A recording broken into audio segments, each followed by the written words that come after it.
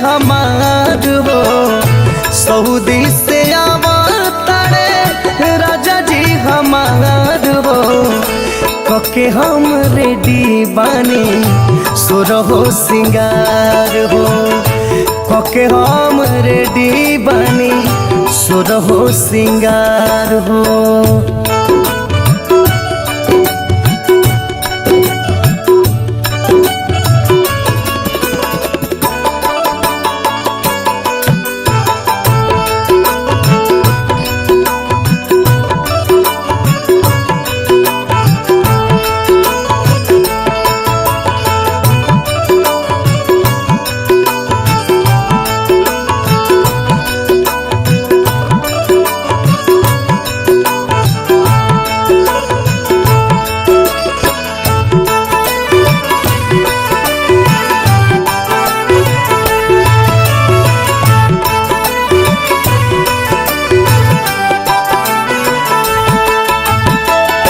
रतिया में कैले रहले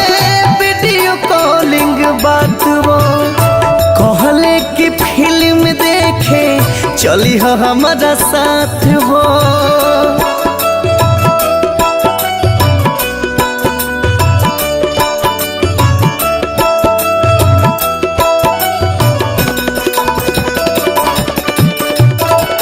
रतिया में कैले रहले वीडियो कॉलिंग बात हो कहले कि फिल्म देखे चली हो हमारा साथ हो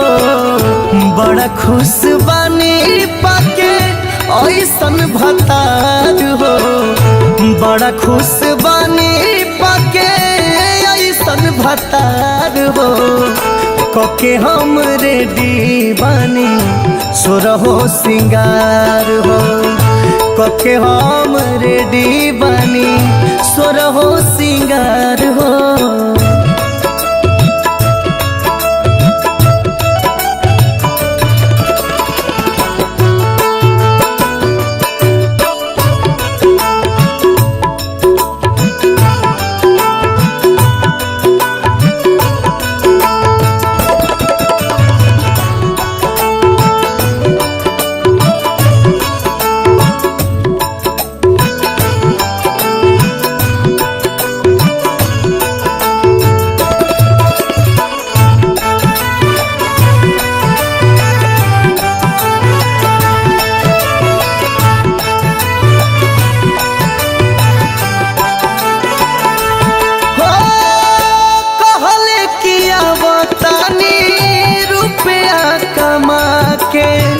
साड़ी तुहर कीन देवा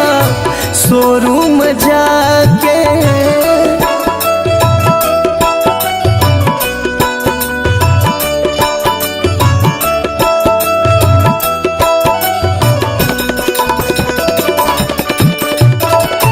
कहले किया बतानी रुपया कमा के साड़ी तुहर कीन देवा